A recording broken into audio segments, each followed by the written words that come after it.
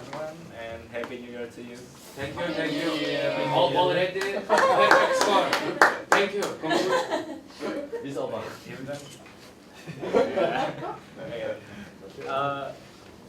Okay, actually I want to come up with the topic about the differences of culture between Indonesia and China, like Chinese people. But there are not so much differences, then I become confused. And then I think about what about the Chinese culture influence the Indonesian culture. So I come up with this topic about the influence of Chinese ethnic culture and its relation to the indigenous of or local people of Indonesia.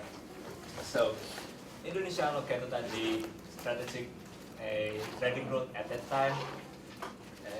You can see from this map. Oh. Yeah. Before I will start this presentation, I divided this presentation into three parts. The first one is the overview or the introduction. The second, the literature review or research methodology. And then the last one is discussion or conclusion. And the fourth one is Q&A if you want to ask something. Yes, we want Okay. So Indonesia located at the strategic trading route at that time. Because of this, so many traders from India, China, and Arab come and go to the Indonesia. Some of them decided to stay. So when we talk about the China traders, most of them came from the region called Fujian. You can see from this map the German Guangzhou, Macau. Yeah, that's area called Fujian. But at the time, the Chinese that came to Indonesia is not becoming a strong community. They still live individually. But it's all changed when this Admiral Chen Hu came to Indonesia. He's a famous Chinese sailor and explorer.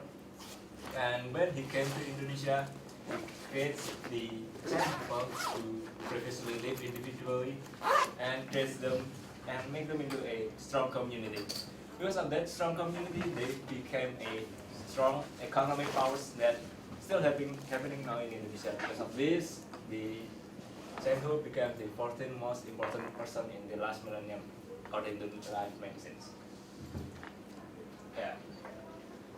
At the time, most of the Chinese people in Nusantara or Indonesia at the time is a merchant. Yeah, because of this, they are highly respected among others, among the local peoples.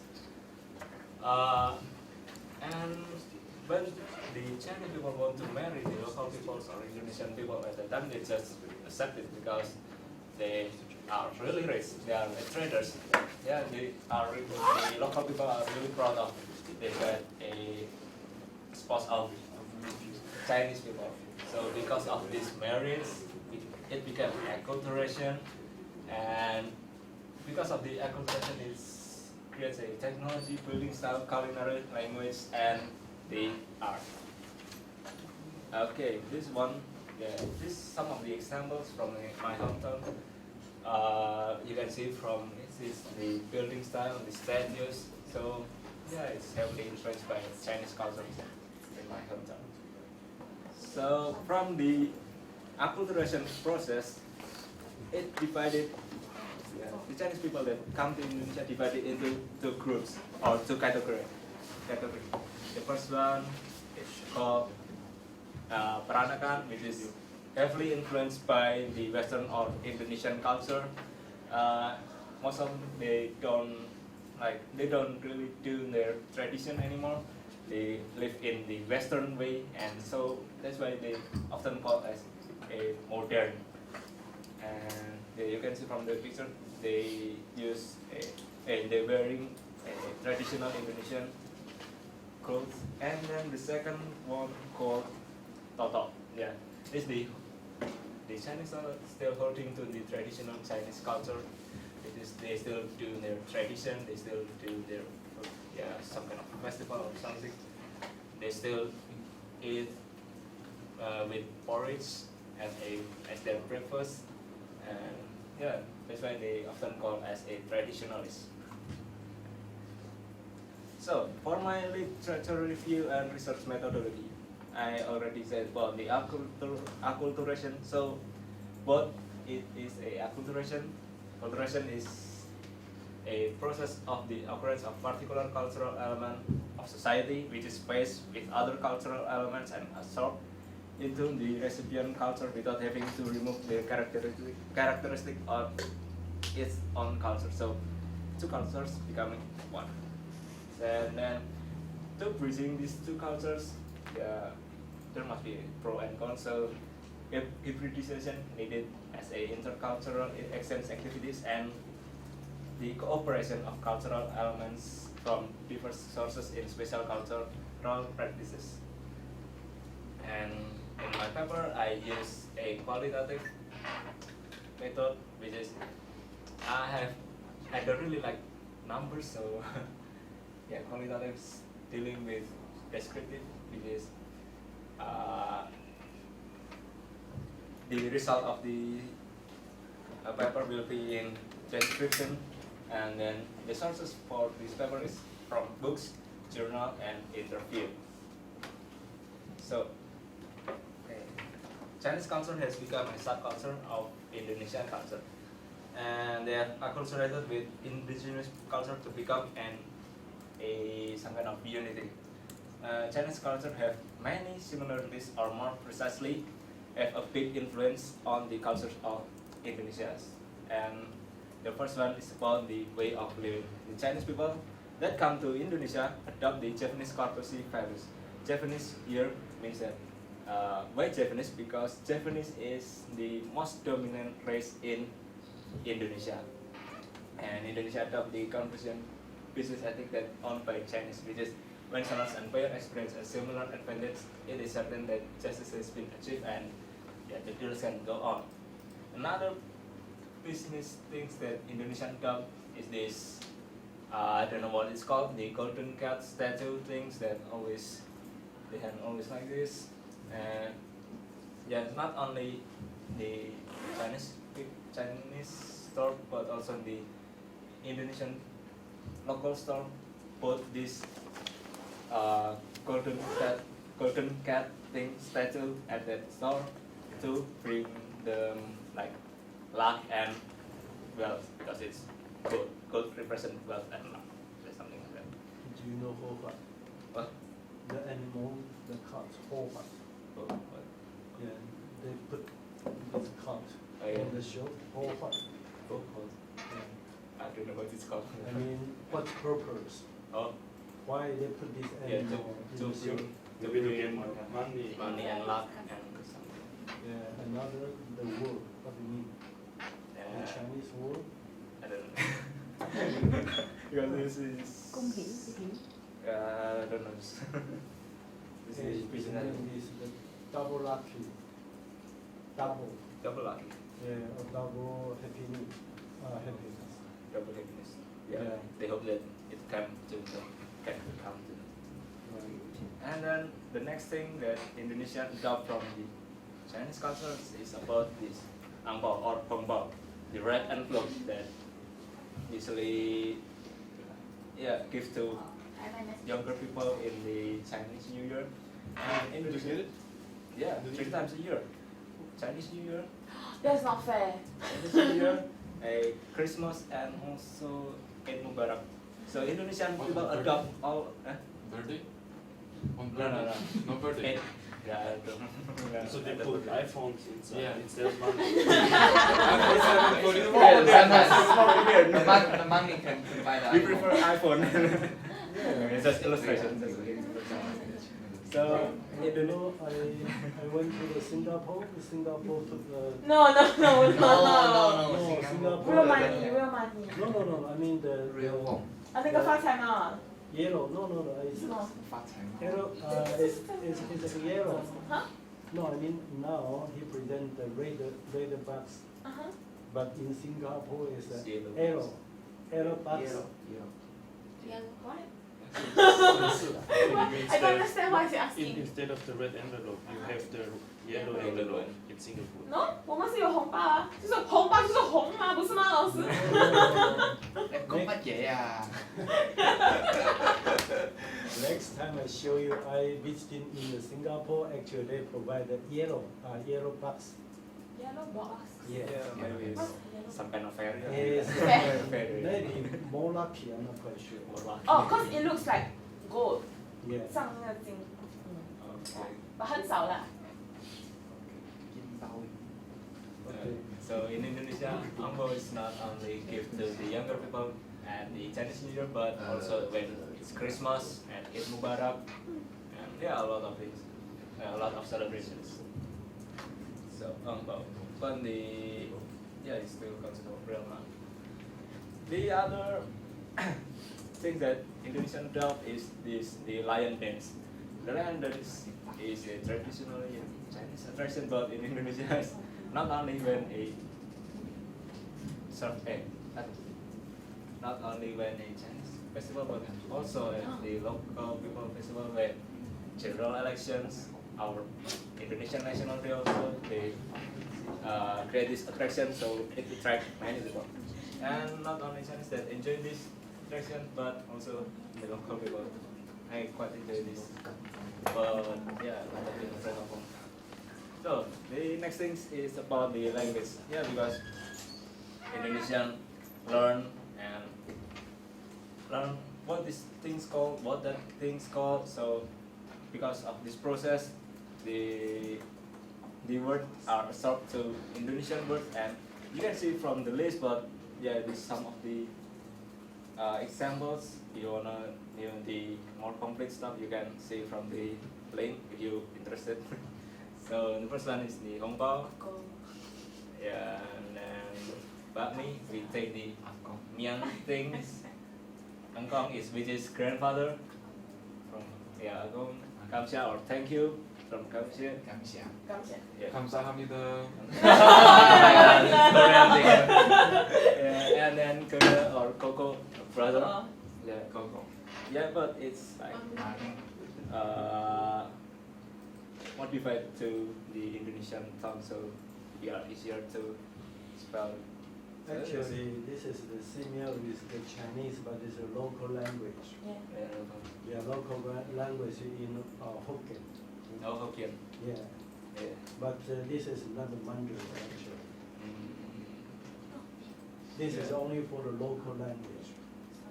Maybe some center move from the local in China, like from the Hokkien province or Hokkien state. Okay. Yeah, so this is the local language. Yeah. Then the last is about the everyone favorites about the food. Yeah, it's not a secret that Chinese food has a lot of fans in Indonesia, but to serve the traditional Chinese food, they have to like modify the original recipe and to be accepted to the Indonesian people taste. And for this modification, which is called Indonesian, it becomes a symbol of cultural acculturation within China and the people of Java or Indonesia, because Java is the most dominant race in Indonesia as a whole. Yeah, something like that. And okay, yeah, this proved that a lot of Chinese restaurant in my hometown. Actually, it's from the Google database, but it's way more. Can you see Way it? more than only this. Just a few samples. Yeah, a lot of Chinese restaurants in Indonesia. Really. So yeah, This wait, go back. This is Chinese restaurant in Indonesia, or Indonesian restaurant in China. this is the Chinese Indonesia, a Chinese restaurant in my hometown. Oh, hometown. Yeah, it's Not that much. but it's from the Google database. If you it's in Is the your hometown is big? no, it's really small. It's like Okay, Shalu then district. Shalu? Yes, Oh. it's big as Shalu. Okay, then it's a lot.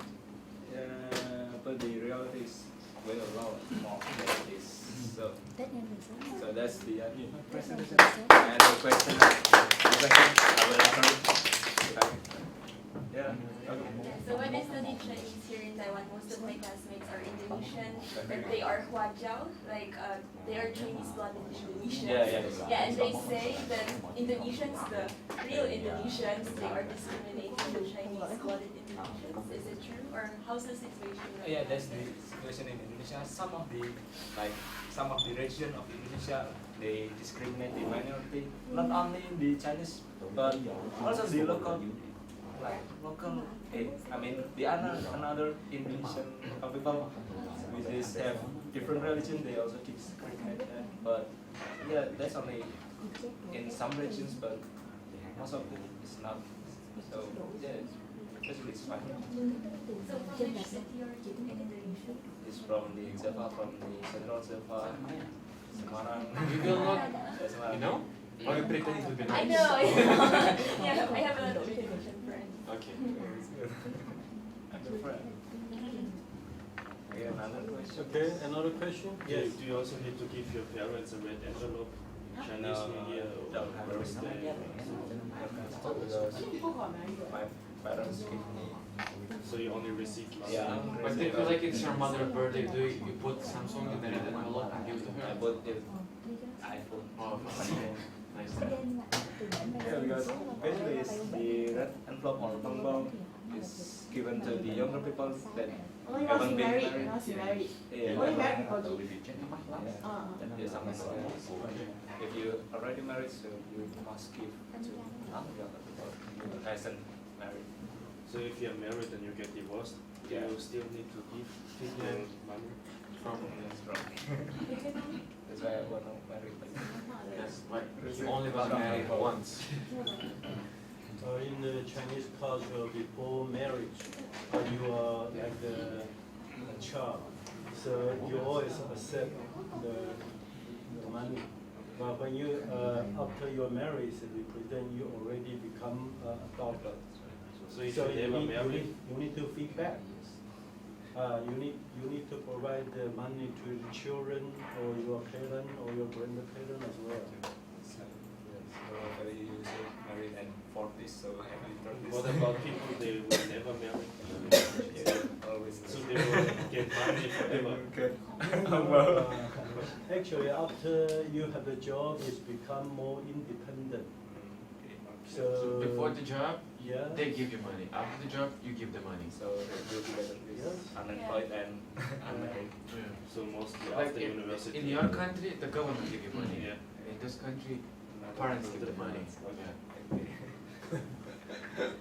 So your government pay money to you? If he's unemployed, If I don't have a job, yeah. My No, government- I mean maybe only 3 months or 6 months for the unemployment. No, benefit. after 6 months we get still money, but less. But still we get some So how long? forever. No, I don't Yeah, think welfare. It's so. so it's Yeah. it's benefits. Because they don't want Social us to benefits. die or something. But If we don't get money, Asia doesn't how believe can we in survive without money? Well, I think it works in this way because we don't have like 25 million people. That's why. Just have 7 million. Yes. Right, but I cannot believe actually for the unemployment benefit actually is quite fair. It's not enough for your whole life. But it's enough for the basic It's needs. enough for eating and living. Yeah. Right, so like the homeless, you know. Yeah, maybe better than homeless. Yeah, maybe better than Yeah, I mean actually they Yeah, we got a know very that. poor situation. Yeah, because How much you give in 1 month? I think the minimum is 600 or something. Yeah, Right down. they would It's not much. Yeah, it's But not, better than nothing. not enough. Yeah. Yeah. Okay. Enough, but enough to rent a dormitory. We will survive. Okay, so another one? Yeah. Yes. If I go to Indonesia, so what should I should not do or talking about for prevent anything about the culture issue? Okay, when you come to Indonesia, actually you should not talk about the religion things because it's sensitive, especially now. It's really sensitive topics in Indonesia. So basically it's just a religion. What kind of festivals do you share with China? Do you share any festival? Yeah, we share a lot of Chinese New Year? Chinese New Year and lion dance something and yeah, a lot of Will I also see the lion stuff in Taiwan? yeah. On New Year? I don't know. Not that New Year. Then where do I see it? At the lion I dance. forgot. Yeah. Yeah, You will see what on Chinese New Year. Really? Can I see it everywhere on the street? Or? But it's your first time in Taiwan, how do you know that you're going to see it? Because we have similar cultures. Okay. You should say so. Professor, she's right or not? Is there gonna be You only Yeah, I will check later. Okay? 100%? 50? 啊， Can I speak in the mic? No? Okay, I don't think I'll speak in the mic. Okay. Okay, so to build a democratic society based on justice and equality, I know this might not mean much to you or like the rest of you, but this is actually based on a snippet or like a sentence from our from our pledge, from the Singapore pledge. So what I'll be talking about is actually whether Singapore is actually a democratic country, because I think we as Singaporeans, we actually do think we are democratic, but coming here, actually there have been a few people who asked me whether we are actually democratic or whether like some of the ethics that we use aren't really what others consider as democratic. So the main point will be whether, as I said, whether we are as democratic as we claim, what the locals think of the country based on some primary research on Singaporeans, some comparisons between the US, South Korea, Philippines and Zimbabwe, and whether the style of governance has actually helped Singapore prosper or not. Okay, so just some background on the Singapore government. We actually take a form of a parliamentary representative, so we have like everyone so we have different constituents representing others, and they actually form the law. And after separation from Malaysia in 1965, as Audrey has talked about in her own presentation, we have seen mainly a one-party rule, mainly being the People's Action Party, which is prevalent even till today. But there's still no constraint on people forming like political parties, standing for elections, or just going against this powerhouse that is People's Action Party, or we'll just call it PAP for short from now on, or campaigning against them. The two how do you call it, businesses or like studies that actually classifies whether you are democratic is the Economic Intelligence Unit and the Freedom House. One being UK and US. So the Economist Intelligence Unit is based on UK studies, and Freedom House is US studies. So the Economist Intelligence Unit actually sees us as democratic, but Freedom House only sees us as partly free, which means we are only partly democratic. Okay, so this is just some primary research I've done based on Singaporeans. So most of the people think we are democratic out of like the 26 responses, and yes, to a certain extent comes a very close second, not a very close second, or a huge second. So most of Singaporeans think that we are at least to a certain extent democratic, with the rest thinking is less democratic than what it seems to be, or at least to me. So is the voting system free from corruption? Also, the majority think that it is free from corruption, and there's like no underhanded businesses transactions going on. Is there freedom in Singapore? So this could be very general, like freedom of press, freedom of expression, religion, any orientation that you go towards. So most of us also, or most of the people that respond that think that we are actually like also free to just a certain extent, mainly, but the two biggest are the yes answers. So yeah. Okay, so do we know of any legal actions taken against the PAP, or like the PAP has taken against oppositions? Because the media in Singapore is actually heavily censored and controlled also by our own government. Sound like China. A bit, yes, we do. Yeah, so they think most of the people don't know, or like maybe when you say it, they don't really see it as action taken against their oppositions. Okay, this is a bit redundant because I didn't really think it's true. So do you think it's corrupted? It's mainly based on like the question just now. So most people think we are not corrupted. Okay, so after knowing this, is Singapore really a democratic country? Like even the pledge says we are democratic, and even we think we are democratic. But why is it that we are only considered a flawed democratic? Okay, so this is actually the Singaporean the Singapore what do you call it? Scores for like just some things on democracy. So we actually just got in the middle regions. I should have actually put a name here, but I can't remember which this was. I think this is the economic intelligence unit one. So it only sees us averagely as a flawed democracy. This is the study of 2017, the one that we just came through. Yeah. So this is the Freedom House one, which also only sees us as still partly free. Mainly our political rights and civil liberties only score in the average, and everything else is also just a bit free, a bit not free. So we are like stuck in the middle. Okay, so what makes us a flawed democracy? Okay, because of the legal framework, it actually limits the opportunity for the growth of other oppositions, or like other opposition parties, and like it constrains, as I said, our expression, freedom of expression, assembly, and association. So the PAP, after researching a bit more, is actually quite notorious for bringing lawsuits against the oppositions to disable them from running for elections or in the elections. Is enabled by the absence of the parliamentary privilege laws, and therefore the opposition can actually be sued and like for criticizing the PAP.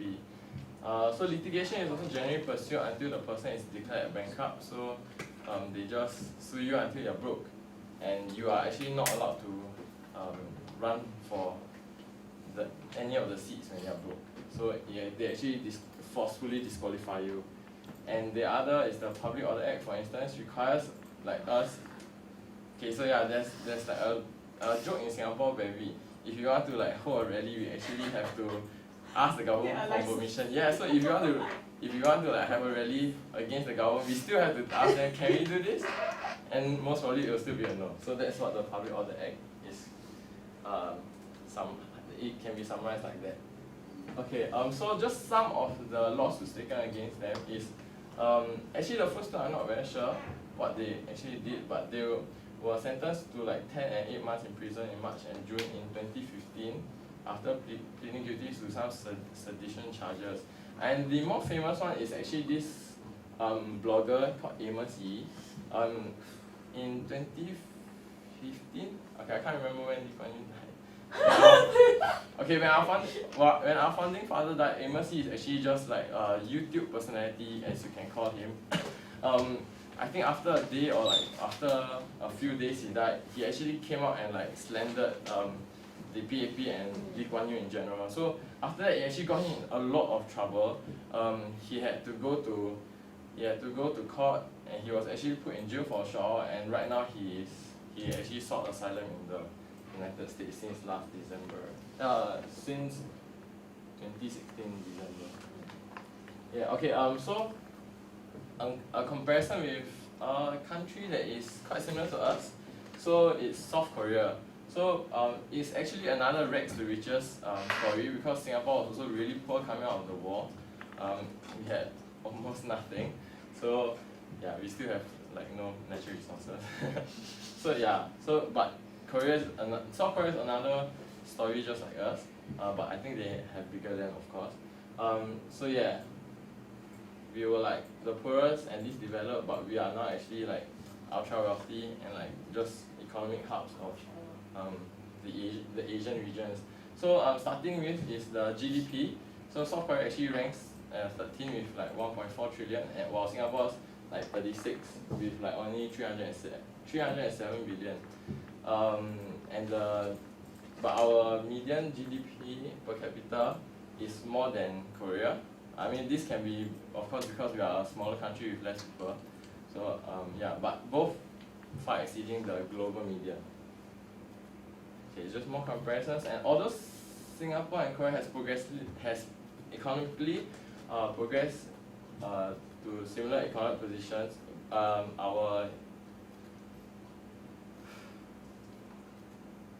political climates are really very different. So South Korea has abandoned its authoritarian past and flourished to one of the world's foremost democracies, while Singapore is still, as I said, fundamentally undemocratic or flawed.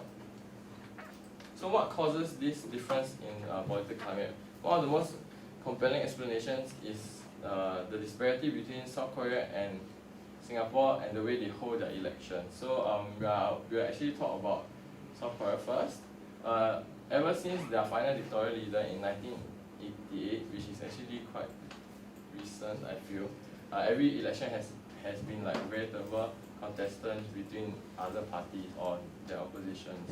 And they don't interfere, the state doesn't interfere in the electoral politics. So actually they can vote people who share different views or like whatever they think that can better the country. So this degree of separation between the elections and the government officials has been possible only as the result of institutional mechanisms that guarantee the freedom of their elections. Then the most important of this is the National Election Commission, a non-aligned agency specifically mandating that South Korea's constitution, mandated in South Korea's constitution and independent from the country's legislature.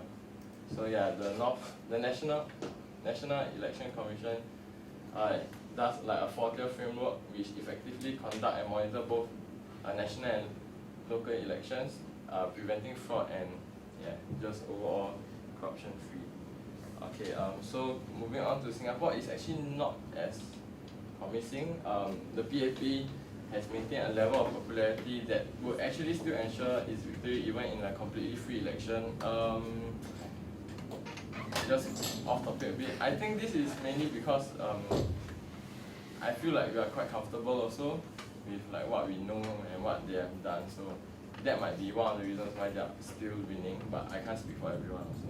So the fact lands that legitimacy to the country's election is kind of a problem because the PAP or the ruling party actually has control over the electoral process. For example, it's not an independent agency, it's actually run by the Singapore Elections Department, which is part of the Prime Minister's office, and it operates without transparency. And the Prime Minister's office, since its founding father, has only seen 3 Prime Ministers, which has all been PAP also, or like pro-PAP, yeah. I mean, that's like father and son. So yeah, the structure of the parliament also prevents opposition from being able to win elections. This is not really true as the most recent election, we have seen more seats going to the opposition, but the vast majority of seats still, of course, are part of the PAP. But majority of seats are good representation constituencies, which means at least one member has to be of a minority race. And obviously, of course, this sounds good, but often the weaker PAP wards will be paired with stronger ones, and since they are such a powerhouse, they have more resources to actually win over their oppositions. Okay, so continuing, has the style of governance benefited Singapore? Okay, this part will be mainly comparing with against the US because they are seen as like the most democratic, or like when you think of democracy, I think you would think the United States. So we can first start by gauging true economic performance. Ever since our founding in 1965, we actually come a long way from our average income from $500 to about $55,000. And over the past 15 years, the US GDP has an average of 2% per year of growth, while Singapore has nearly 6%, while we still don't have like even water that can be found in our own country. So in the latest global competitive index, a measure of how competitive and economic Singapore is, we are actually ranked just second behind Switzerland, and US came in third. So for the past 7 years, the Economic Intelligence Unit also has ranked Singapore the best place to do business in the world. I'm actually not very sure where US ranks, it did not say. Okay, continuing. The Singaporean students are also ranked first in the organizational for economic cooperation and development global school rankings. A comprehensive study done by Bloomberg in 2012 also shows that Singapore is the healthiest country in the world. Something that the US is rank at least 30 places behind in Singapore, against Singapore. Okay, so the government process.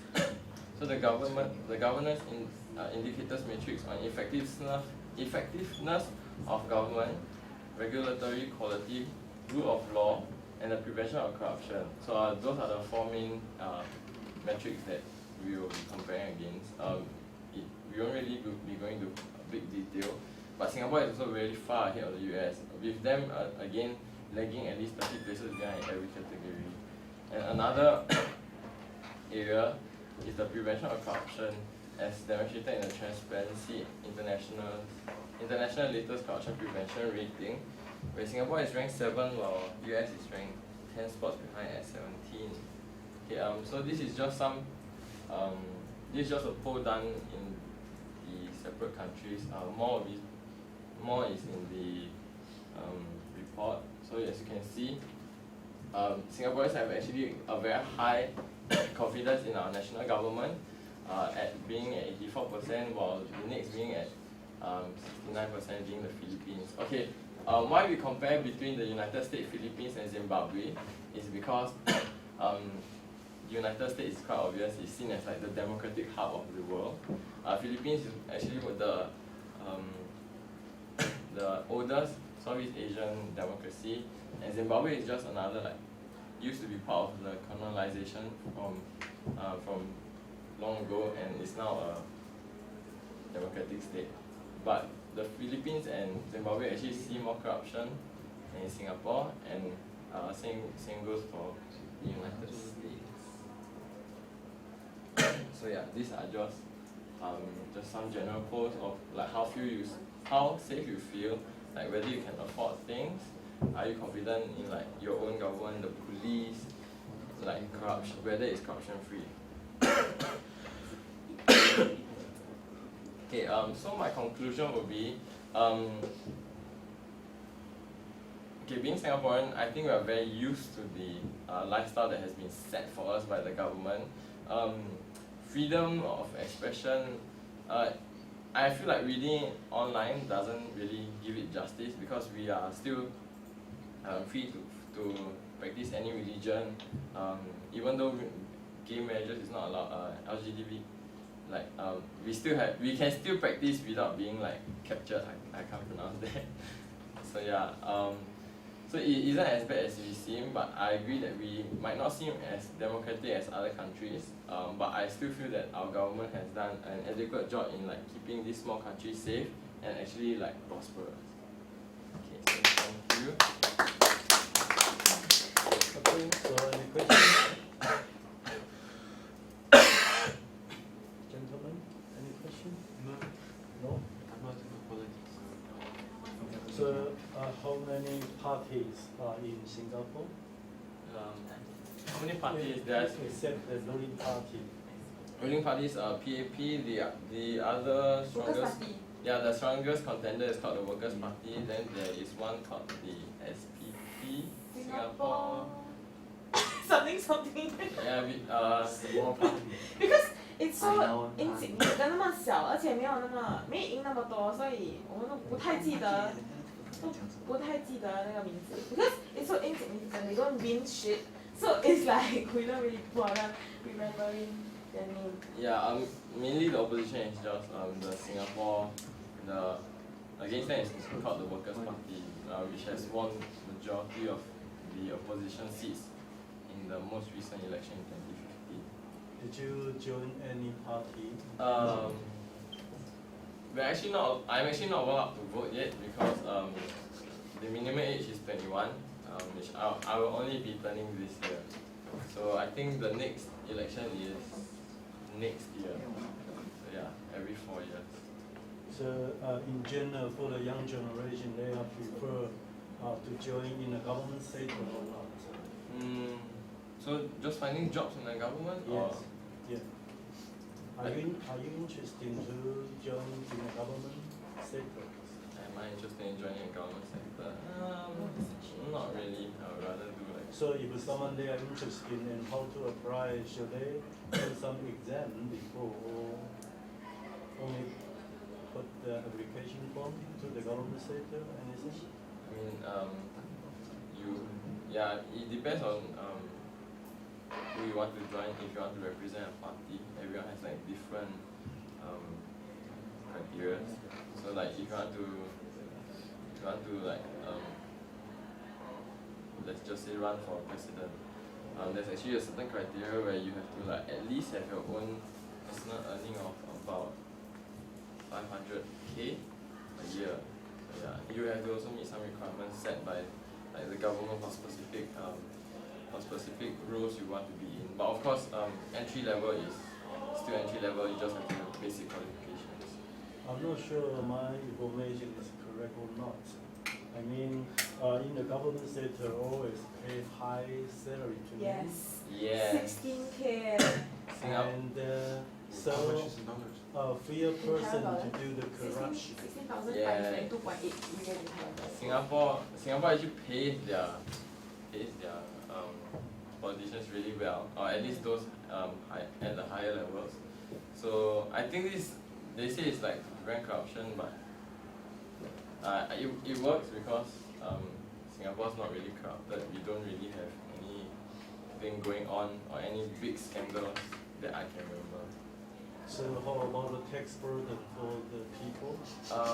Tax burden is actually 7%.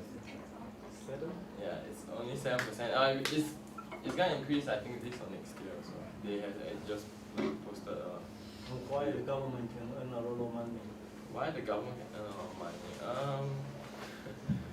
I think Because according to the report, say the Singapore government, they pay a lot of benefit to people. In particular for the Chinese New Year, maybe they have the some financial funding.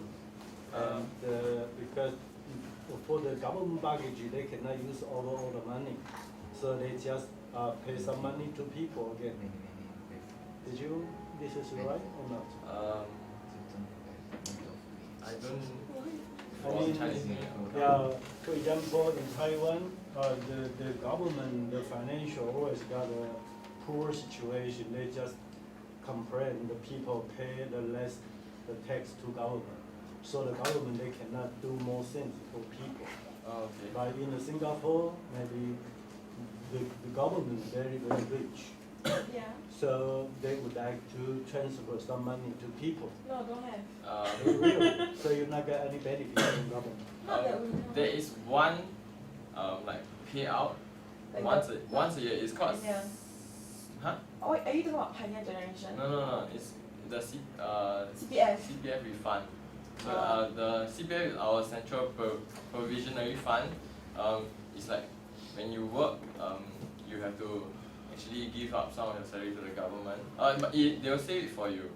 So like it's for you when you're older or whatever. So that you can like have a future. Like So they force yeah, you to save they force for you your to save future. for yourself, but you can only take it out really late. So you can only like have a payout of, I think this year was 700 like Singapore dollars, which is about times 20 of that. 7 months. 700. Yeah. So but you can't get it if you have a salary above a certain amount. So it's 15K. so it's about 15,000.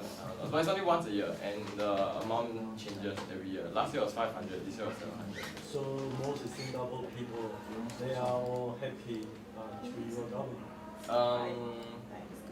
There are other things that we are not happy about. We are not mainly like angry about our corruption or our voting rights. Mainly, I think it's the same in most countries. They are quite angry about immigration. Like we bring in a lot of like foreign workers to like build our country. So how do you think you need to be army in the future? Army? Because army is a duty in Singapore. Yes. Shall you go? Yeah, I have to go. So go to China, or go to Taiwan, or any country to do army? Yeah. We yeah. have overseas training for Yeah. this. If you guys didn't know, every male Singaporean, How long? 2 years. 2 years. Yeah, but not everyone gets to go overseas. Like you have to be like really high class. There's actually a training facility here in Taiwan. Yeah. So you prefer to come to Taiwan or go to China? Just say it. Whether I prefer to go to Taiwan or go to China, anything that allows me to be a pilot, I'm fine actually. Yeah. Okay, I mean, yeah, it's a good story. You can try to do more practice for your story. Oh, my army story. Okay. Because you are very strong, I think when you do the army, you'll be very happy. Okay. Okay? Do I put the Yeah, file and, on yeah, okay, and send the email, by email, send your PPT and paper to me again. Okay. Okay, okay, thank you so much. Okay, so we have break.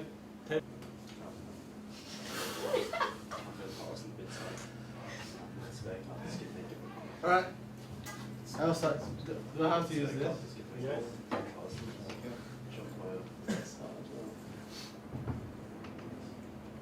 So, sorry everybody. I was having a translation job until like 12, and that was holding in Taichung Station, so I couldn't catch a bus until now. So that's what it is. Well, anyway, so today I'm going to talk about the Japanese job description. So how many of you know job description itself? Job description. What is the thing right on the job description? Yeah, the simple thing is fine. Just say it. Describe the job. Describe the job, yes. So Describe the position, how much money you will get. exactly, what's your- position, what kind of money, Qualification, vacation, requirement, yes. And also social security in some country, right? So today I'm going to talk about how different the Japanese labor market and also their job description is different than other countries. And sorry about my voice now, but anyway. So today I'm going to talk about basically like 6, 7 things. The first thing I want to talk about is the reason why I want to study about this. It's actually a pretty simple reason, and I got this doubt or like feeling or question, whatever you can describe, from like long time ago, and I just never had the chance to look into it. And I actually studied this as my graduation thesis, and this is today the part I'm going to talk about is just a literature review, because after this I'm going to do the interview to the real personnel working in Japan as a HR, and also like the exchange students in Japan, students here who can speak Japanese, that kind of stuff. And you will find out why I'm going to do that. So let's begin. The first reason why I want to study about this, the Japanese job description, is because there's one exchange student from France when I was in the undergraduate in the university. I wasn't really good at English back then, and my English was totally, well, nonsense. But he was going to graduate, and he passed the highest Japanese ability test in Japan. So he can speak fluent Japanese, as I do, like normal Japanese, no accent. It was amazing. But before he graduated from the university, he actually asked me like, Mark, do you know where can I find a job in Japan? I was like, you have the Japanese ability right there. You can speak like our people too. So I don't think there's anything holding you to have a real job, not like a teaching French or something, or like teaching language. There's nothing wrong with it, but everyone wants to have a white collar job back then. Well, I think now too. But so he tried a couple times. He tried a couple websites. He went to some job hunting forum. Wait, do you guys know what the job hunting forum is, right? Like company having a booth, and you sit there, talk to the company one-on-one, and if they feel comfortable about you, or like they want you, they will just say, yeah, you can come to my place, something like that. And then he went to a couple job hunting forums, but never actually worked. So in the end, he actually got a job in one of the biggest language school in Japan. It's well, I'm not gonna share the name, but anyway. So he into that. And I actually asked him after like couple months later, because wounds have to heal. So I asked him later, I said, why you actually signed up for this company? Because he said, because that's the only company they actually want him. Other than that, it's like he wants to work, but they don't want to accept it. So I find this is very weird because like working in Japan or in any country, you can speak that country language. You're supposed to have a good job, or because you speak more than 2 or 3 languages. Seriously speaking, you're going to have a better job than normal people, but that doesn't happen in Japan. So I was curious, and finally I got the chance to study. So before I go to more deep about why he couldn't get a job, I want to quickly share some stats right there. And I think you guys are not, well, of course the picture is a little bit small, so you guys could maybe cannot see the clear picture. But the thing I want to say from this picture, this study actually is done by Ministry of Internal Affairs of Communication of Japan. That's one of the top department in Japan. And then they study this every year. They study this every year because, well, what country do is study their labor force, their human resource, and all stuff related to the country. So what this graph tells us is our Japanese labor force was about 79 million in 2013. But the scholars said in 2060, our labor force will basically be half, 44 million. Why this happened is because in our race we have too many old people and there's not a lot of young people raising. I think that's happening in basically every country these days. Well, even different country these days. So that actually also happening to us too. In one way, people assuming that in 2015 there will be more than 40% of old people in our society. So our government really took this data seriously.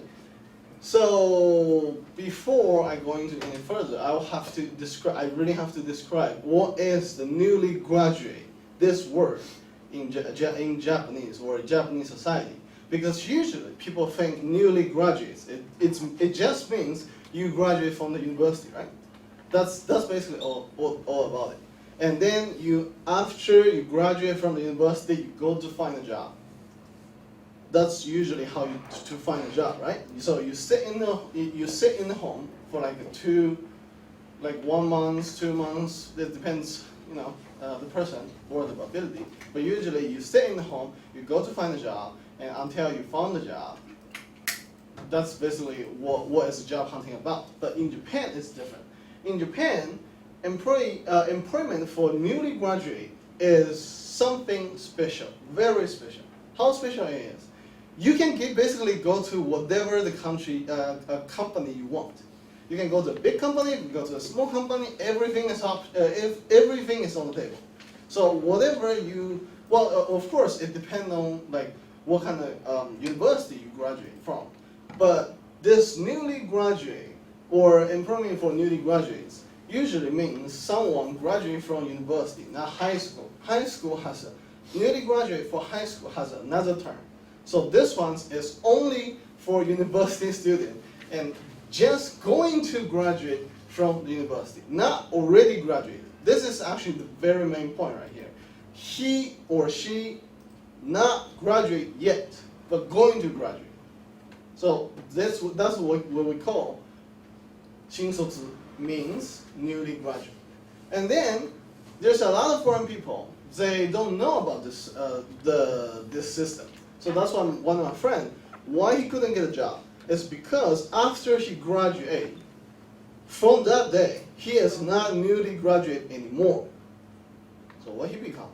He become employment for mid-career. So which means you already had a job, but you're going to looking for something else. Basically changing your job.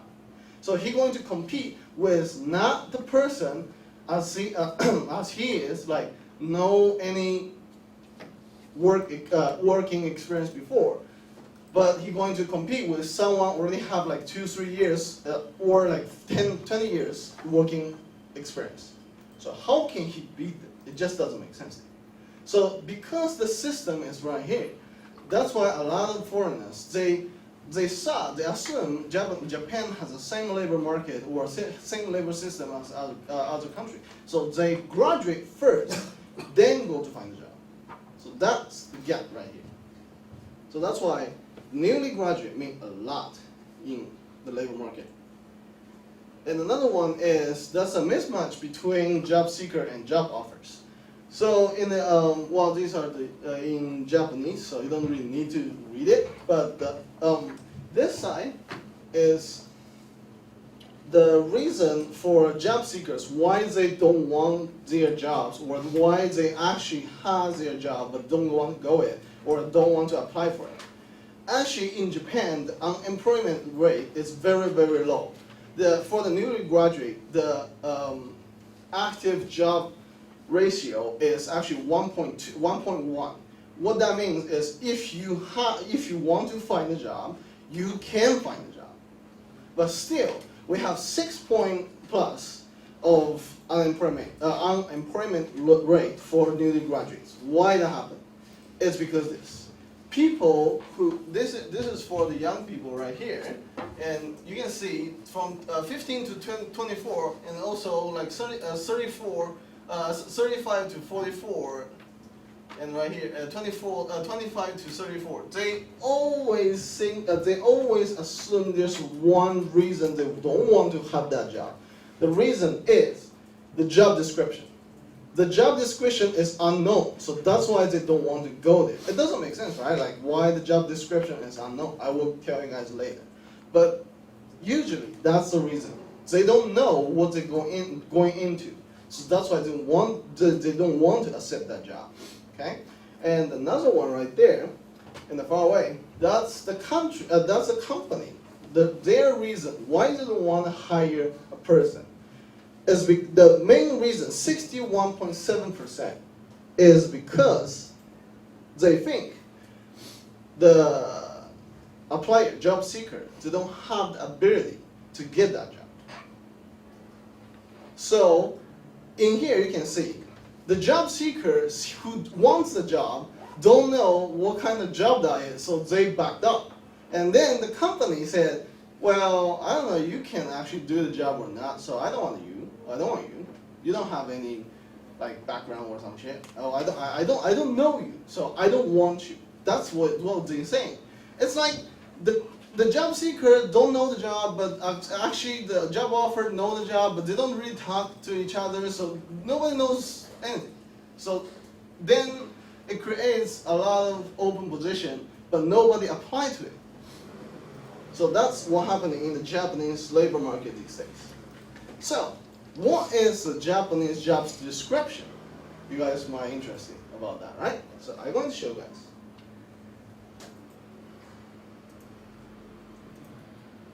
So do you guys see the right side right there? There's a lot of Japanese right there. But I want to tell you one thing. There is no job description whatsoever. It just don't say, do you guys see any number there? Like money number? No, right? Do you guys see any like dates there? Except the email dates right there? 2017. Yeah, that's only the email date. So what is this? This is the job description in Japanese. They don't say any job right there. It only says, I want to hire you. So apply to our company. That's what it is. I can show you another one. Wait, translate for us. Well, it will take a long time, but this one also, it doesn't say anything. It says right here, it's general position. What is a general position? I want to ask, what is a general position? It doesn't make sense. General position, yes. It means you have to do sales, you have to do marketing, you have to do basically everything. They will assign that for you later. So who wants to go a company who actually you don't know what kind of job you're going to apply to, right? So that creates the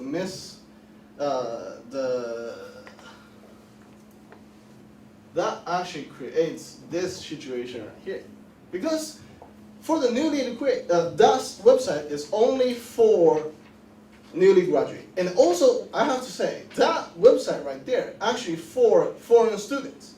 So basically, they try to use the same form to the foreign student too. But as a foreign student or international student, you want to know what kind of job you're going to get, right? You have to know, because in other country, even in Taiwan, you know you're going to be like a salesperson or like a marketing person before you enter the company. But that doesn't have that rule doesn't apply in Japanese. So I think that's the main point, and I'm going to prove it through the interview or that kind of stuff. So that will be later. But so now you guys realize what is a Japanese style job description. It's just nothing there. See, that's actually the very interesting thing. The number of people who actually go into Japan as an exchange student or international student in general is being 1.6 times than before. This is start 2004, and the last one on the right side. Oh wow, to you guys it's on the right side, yeah. It's 2015. So basically, in this 11 years, before it was like 173,000 people, and now it's 246,000 people. There is 1.6 times more than before.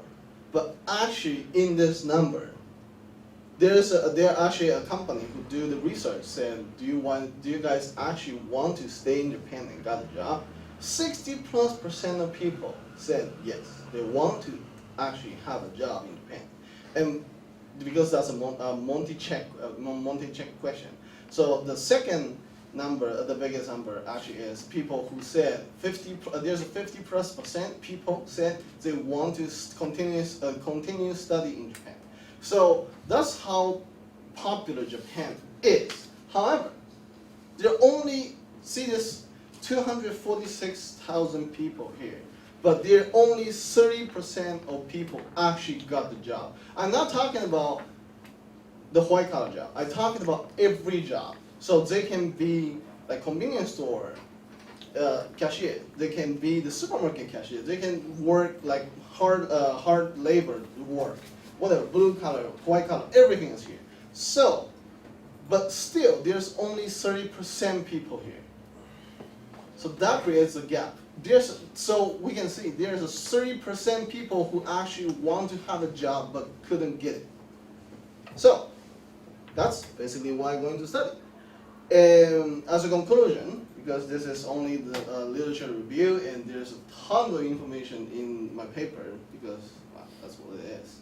But I want to say, our government isn't stupid. Well, it was, but it's not now, because they're aware of the situation. We don't have we won't have a lot of people in the future.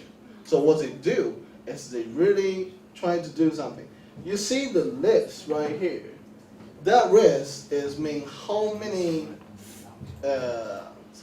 foreign student support center exists today. That's in almost every prefecture in Japan, and every main big city has one of them. So if those information can pass to the exchange student or like foreign students, so definitely going to have at least 1-2 job for choose. But as you can see, it's written in Japanese, and I couldn't find the English version. So you know what's going on here. A lot of people think, even I assume that why it's all in Japanese. It's because they think if you come to Japan, you have to understand Japanese.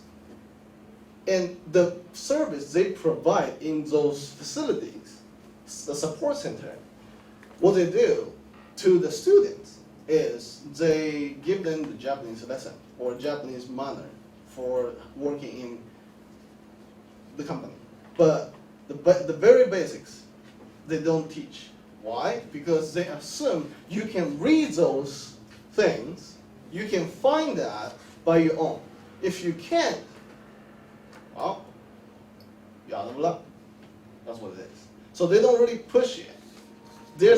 I went to this website and there's no like monthly activity like going to the university or some stuff. No, because this program actually is it just started like 2 years ago. So that's how our government was behind. Just realize this situation here. So what I want to say after this data analysis, I think our government should do more things. For example, to support from the company side. So what they can do is they can they can be the consultant to the company, because if as a foreigner, if you want to work in one country or one company, the basic thing you want to have is a visa, right? If you don't have visa, how can you work for them in that country? So there's a lot of, like in Japan, 98% of the Japanese company is small or medium-sized company. And then those companies often don't have the resource to provide the legal knowledge or know-how to tell them how to apply for the visa or those kind of stuff. So what they can do is they can go to the company and say, see, you guys can do this and do that, or we can just do it for you guys. That is one way to support it from the company side. And another thing, as a conclusion, I think is important is that in this study, we actually see a lot of like people who actually went to Japan, and they want to have a job or something like that, right? But exchange program, it only lasts 1 year, right? So if you choose your exchange time in your like second year of your academic year, or like first year of your academic year, and then you actually don't have any chance to find a job in Japan anymore. Why? Because usually, just like I said, we find a job in our last academic year. So if you're not in the last academic year, you're not going to find it. You cannot find a job. It just, the company won't accept you because they don't know when you come to work for them. So then, what I think, what right here, what our government or this more, what I have to do is study about each individuals who actually came back from Japan, and are they still willing to work in Japan or not? Because if these people willing to work in Japan but couldn't find a way, and if we provide them a way, and then we still can increase the number of people who work in Japan. So that was my conclusion, and thanks for you listening. Any question? Yes. I have some Japanese friends, like they study here in Taiwan for study Chinese because they said it's very beneficial, and then when they get back, after they graduate to the university, they have to take the exam like math, science, like general subjects. Have you encountered that one? You mean in? After they graduate, they have to take an exam. Oh yeah, yes. Yeah, and then is it a requirement to be hired in a company? No.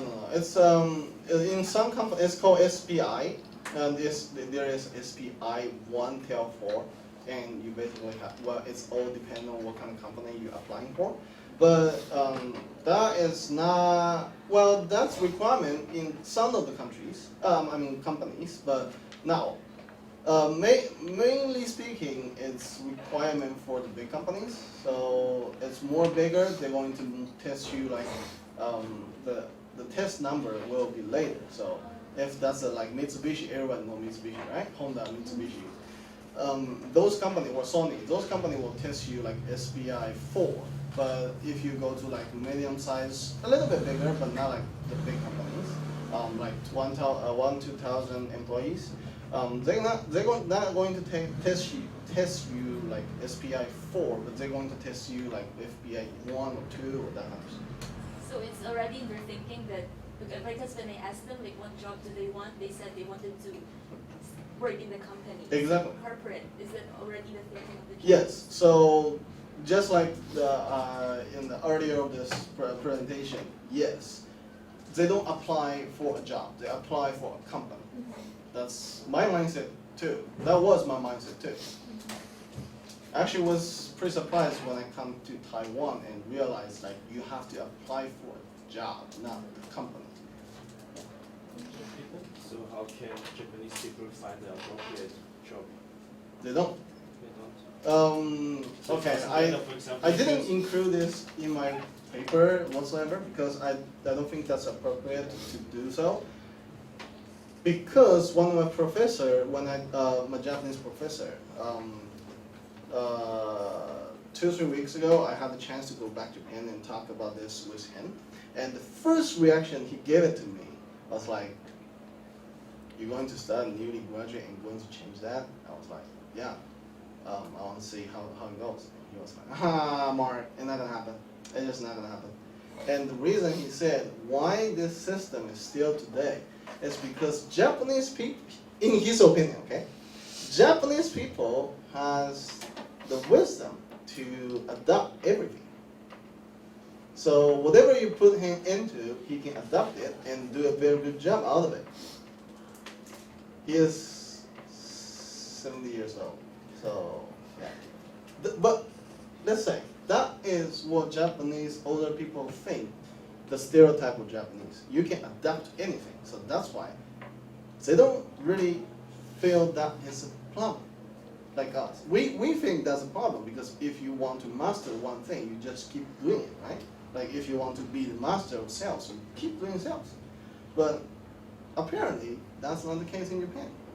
So in Japan, you don't, well, like this, because they sign you to be like HR, so you go that role all the way in, or you quit the company and yeah, have a miserable life. That's what it is. So it doesn't matter what you study. Nope. At the end, you will get another job. Because it, see, right, the job description I show you guys, there's nothing said you have to come from like which department. Whatever department you're in currently, you can apply for any job you want. Well, but you know, I don't think anyone study like business ethics or something like that will apply for like a mathematics job or something. That's like huge difference right there. But if not like that different, yeah, everyone will apply for it because they don't know what kind of job they will end up. Yeah, will you go back to Me? Japan after graduation? So when you go back after to Japan after you graduate here, then what's gonna happen? Like, What's gonna happen? Well, that's actually what I'm doing now, is prepare for that. So I went to, yeah. So that's why like 3 weeks ago, I went back to Japan because there's a job hunting forum. So you have to be there, otherwise you cannot find any job. So you have to be there and talk to the companies. Whatever companies they have right there, and ask them like what kind of job actually you have. And one of the company actually tell me this. One of the company, he is well, that company is making video games. Dynasty Warriors. Do you guys know that? No. But anyway, so that company is pretty big in Japan and pretty famous during the in the gamers. I asked the HR director, what kind of job is opening right now, and what kind of job I will get into. He said, I don't know. The HR people, we will have a real discussion after like you being interviewed, and then we will like decide it. So I was like, so what kind of job actually open today? Like you guys need. I want to see the option here. But they don't understand too. They don't understand why I want to ask that question. Yeah. So that's how Japanese system works. Okay, another one? Yes. Yeah. I'm actually quite interested in like how interviews for jobs work since you know like almost nothing. So like How do you sell yourself? yeah, because like when you go to interview, it's like you know what you're applying for, or like at least for us, like so what you're applying for, how much you expect your pay to be. But how's like the interviews like in Japan since you like know almost nothing? Okay, so first of all, before I'm going to talk about like how interview you can ask, I will tell you like what kind of thing you shouldn't ask. Okay. First of all, money off the table. Off the table. How many days you can take break off the table? What kind of job off the table? So what kind of position or like place you will work at off the table? What the hell? I can literally go to the interview and name each things done. Exactly. So what you should do is you have to know about yourself. That's it. So if you don't know about yourself, they're going to be very harsh. Very harsh. But at least you know what kind of company that is. Like the gaming company. You know you're going to the gaming company. That's the only thing you're going to know. Even in the gaming company, there's a lot of positions. There's HR, there's marketing, there's gaming marketing, there's gaming programmer, right? A lot of things. But you don't know what kind of job you will get into. And they will just say, we will see what kind of job you can do in the interview. Because in the interview, they're going to ask you a lot about yourself. Like, why you want to go that university? Why you do this kind of stuff in the university? Or you do nothing in the university? A lot of Japanese actually have a lot of part-time job during the university time. So they're going to ask you, like, what did you learn from this during this time? So they're going to know about you, and you're going to know about basically nothing, but like then. And then, like, if you have the feeling that the company, people's nice, and you basically going for it. Or you think the company is big, you're going for it. Basically, that's the only thing the reason we want to apply for. And then, once you decide like the big company, which big company you want to apply for, and then you start to study that company. So study what? You might ask. Because you don't know what kind of job you're going to, so study what? You study general information. So like who is the boss of the company, or like how many money they made last year, and how many offices they have in like in other countries, that kind of stuff. And if you have a lot of knowledge, basically be a company gig, oh, they will appreciate that. That's what happened there, interview. Okay, yes. So, if you want to look in for the job in Japan, you need to look in look like the job description in online, and then you will send a CV to them by the email. Yes. So even this website, you see, there's a 589 email I got right there, which means there's it's a 589 company say, hey, apply to my company, like send a resume to my company, like that.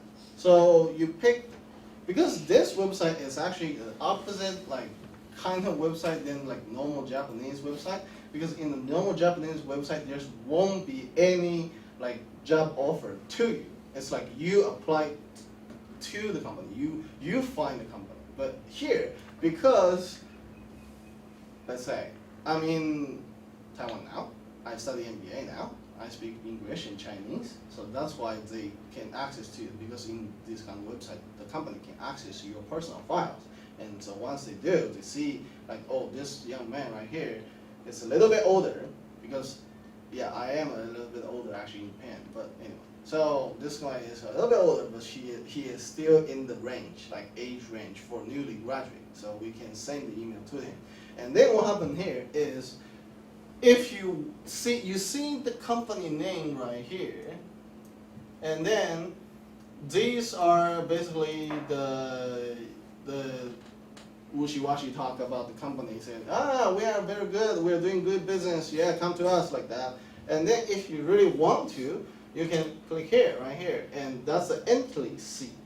And what you should do, right here, it's all about their company, okay? This number is not your salary. It's not gonna be like your salary. See, there's Osaka, there's Nagoya, there's Fukuoka, there's Tokyo, but it's not about the company, the place you will be in. It's about like how many like offices they have. So you have to memorize those. You have to memorize those, and then usually right here or like down here we'll have Italy button. So you Under click the it. company information. Yeah, so you enter it, and that's it. And they will, and you have to wait until they send you an interview letter or something, and then you go to interview, and talk to them, and interview will, I don't know in Taiwan how many times you have to be interviewed, but usually in Japan it's 4 to 8 times. What the hell? What? Actually, depend on the position. If the high position, of course, you Oh, yeah, need sure. from But this is like newly graduate. So you start from the lowest position. So it at least take 4 times. only low position. Yes, 4 times. Yeah. So first of all, you're like direct. It's called sub boss. Well, yeah, and then your like boss will interview you, and then there's another. If this is a big company, the last interview will actually with the company leader, CEO, and they're going to ask you or like watch you how you like describe the information. Even So- for entry level, Yeah, all the way up. all the way up. But they want to know like what kind of person they're going to like work with. So they want to go really through. So I said you have to go like 8 times interview, right? Basically, you're going to say same thing in the 8 times. So because they're going to ask you the same question, there won't be the same. There will be same member, but only like one guy there. So their boss will ask the same question to you. So you basically preparing the cheat sheet first. That's what I did. So you have to prepare a cheat sheet. Said if he asks this question, I'm going to ask that. Or I'm going to answer that. You're going to ask this. I'm going to answer that. Yes. Okay, good. So one suggestion is possible transfer all the table and the finger in English. But you don't, you cannot put in Japanese. I'll do that in future. Yeah, so because it is important, this is posted in English, so you can write down anything in Japanese. Yes. So if possible, you need to transfer to English, okay? Okay. And the 2 question is about the salary system. Salary system. Okay. Yeah, in Japan, it is calculated in year or in months. Yes. Yes. It depends. If that's a multi-country company or an international company, they might ask you like year salary. Yes. So they said 1 year you're going to have this. You can have bonus, but you can have like bonus system, or you can have like no bonus, but every money is come on months. Like you can choose, because that's a year deal. But usually in Japan, it's more like a monthly deal. But they will give you bonus for 2 times a year, and 1 time it will usually, because in Japanese economy history, 20 years ago, we actually went an economy really like down below thing, so our bonus get cut a lot. But usually these days, it will be like 2 to 2.5 months salary for a bonus. Yeah, in Taiwan, you know, we calculate it in months. Like in general, we have the 1.5 months or 6 months for the bonus. In the government sector, only 1.5 months for the bonus. And in the private sector, maybe you could earn a lot of money, maybe 6 months or 7 months again. Yeah, so this is something different. And The other one, in Japanese company, they always prefer to be the tenure system. It's true. Tenure. You join the one company and hold the whole life. Ah, yes. You don't need to consider the change Yes. to another company again. Yes. That's actually on the paper a little bit. No. Like no, like the It's a- whole company for your entire. No. It's represent loyalty.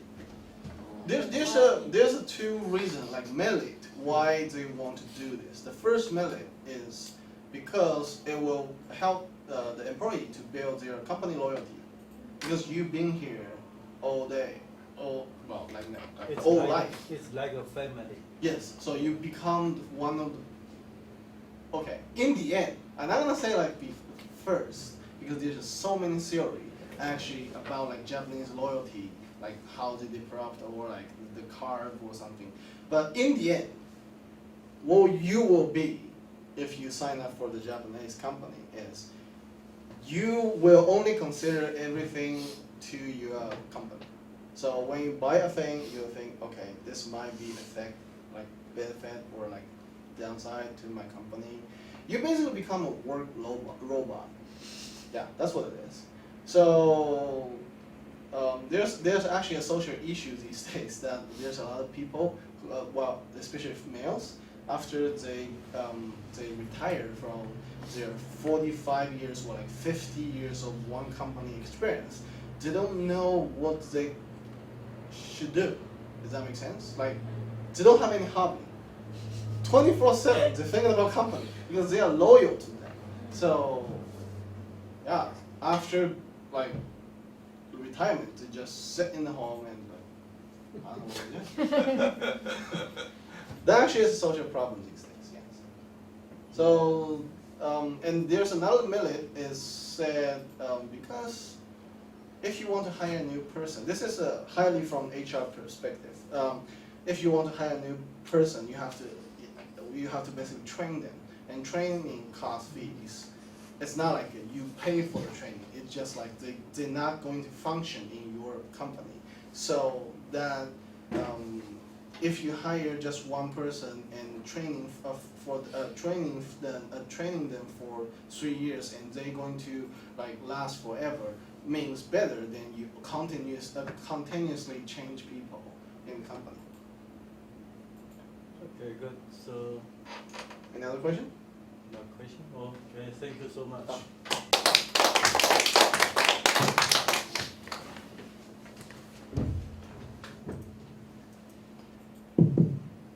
Okay, I think everybody all did very well. So, how do you think? Do you have any question for my course? So, if not, we will end today, and next week we don't need to come here again. So, if you have any question, please send email to me, okay? And everybody, you don't need to concern about the scores, okay? I think everybody, you got a good scores. But here, we only have the 3 students. I'm not sure, someone know about the CEE? Maybe she quit this course.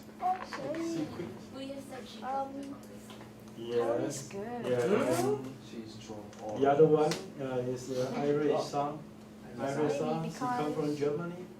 Did you? Larissa? Larissa, she's She 回去了，她已经回走。 So she also, I'm not sure, Mongolia? because she never joined our coach. 她应该是没有连着 I 连 don't 着 remember her name, but talker. Aisha. She quit. Not Alisa, not sorry. No, Aisha. No, Aisha. Haika. Yeah, But She already went home. yeah, we have her information. Maybe I cannot provide the scores to her. Okay. And the other gentleman is Japanese. Oh, Maki, hi. Yeah. 马给她休学。 Yeah. So we only have 3 students. They cannot complete for our course. Okay. And the other, all fine. And I hope if you have any question or you want to continue doing the master program, if you are interested in trying to learn more about the methodology, or how to do the research. We can contain or we can discuss in the future.